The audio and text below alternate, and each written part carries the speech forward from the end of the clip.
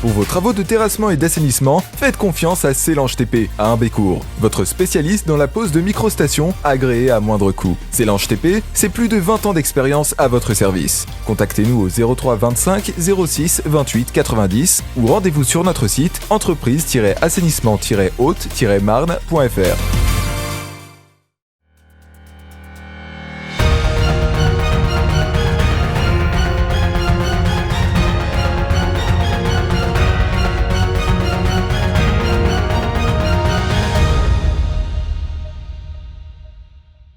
Bonsoir à tous, bienvenue dans votre journal week-end du 30 août 2020. Voici les titres de cette édition. Une cérémonie en hommage aux victimes du massacre de la vallée de la Saulx s'est tenue dans la commune de Robert-Espagne dans la Meuse, à découvrir dès le début de ce journal. Cela fait une semaine que les vendanges ont démarré, nous irons au cœur des vignes de Champagne.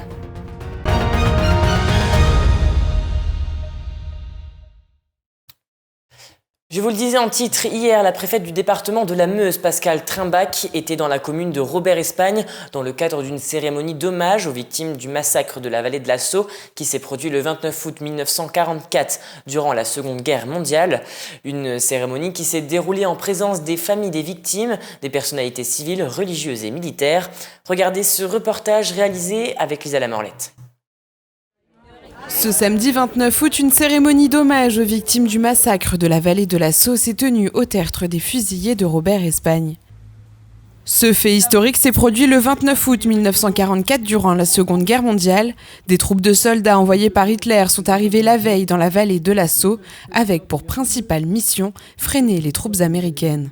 Ces troupes qui arrivent, il leur faut des cantonnements et le cantonnement a été prévu notamment à Robert-Espagne, à Couvonges, mais il y a aussi des troupes qui vont vers Saint-Dizier en empruntant la voie ferrée qui passe par Robert-Espagne. Un groupe de résistants aurait alors tiré sur un convoi allemand. Cet événement aurait déclenché les représailles des soldats allemands.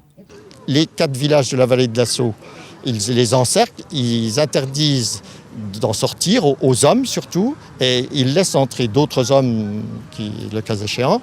Et puis à midi, au moment du repas, ils entrent dans toutes les maisons en raflant les hommes. Au total, 86 personnes ont perdu la vie lors de ce massacre. 76 ans après, les habitants de la vallée de la Saulx n'ont pas oublié cet événement.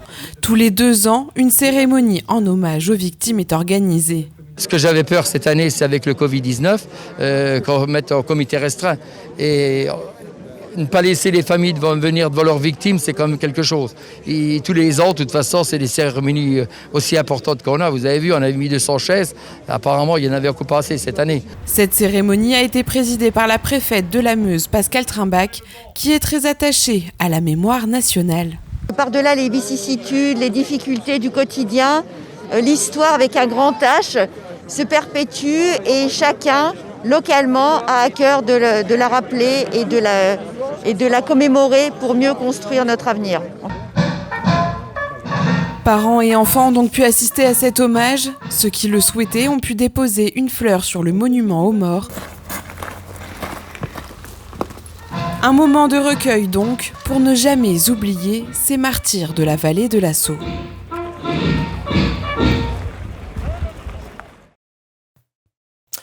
Les vendanges de Champagne ont débuté depuis maintenant une semaine, des vendanges historiquement précoces. Et durant cette période, 100 000 emplois sont générés sur l'ensemble du territoire champardonnais. Vendangeurs, débardeurs ou encore pressureurs, tous sont en pleine action, et ce, avec le sourire, regardez.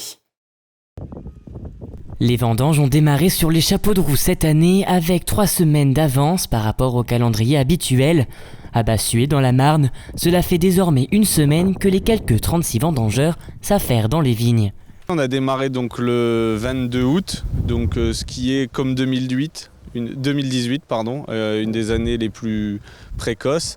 Ça s'est expliqué parce qu'au printemps, la vigne a démarré très tôt et donc elle a gardé cette avance tout au long de l'année. Durant 8 heures, les vendangeurs munis d'une paire de ciseaux vont récolter le raisin.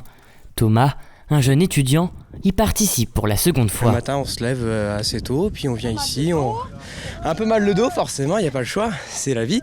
Mais on fait des super rencontres, et puis voilà, on passe un très bon moment, on travaille bien, et puis c'est ça le but. Si le rythme est très soutenu pour ces travailleurs, la quantité de raisins à récolter elle, est limitée. Alors en Champagne, actuellement, on a le droit de cueillir 8000 kg par hectare.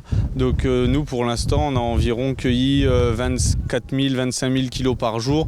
Donc là, on est à notre 4e jour, on va être à 100 000 kg de raisins récoltés par les vendangeurs. Une fois le raisin cueilli et déposé dans les caisses, une autre équipe prend le relais. Parmi cette équipe de ramasseurs, Alain est un habitué des vignes. Cela fait près de 30 ans qu'il vient chaque année travailler dans ce domaine viticole. Consiste le matin à mettre les caisses dans les routes pour que les vendangeuses aient des caisses vides quand elles arrivent. Et une fois que c'est fait, on ramasse les caisses qu'elles ont remplies toute la journée. Dernière étape avant de pétiller, le pressurage. Là encore, une autre équipe est en action. Victor est en charge de vider les caisses pour les mettre dans le pressoir. On charge les 3 pressoirs, donc comme vous venez de voir à la main. Donc un pressoir de 6000 kg et deux de 8000 kg.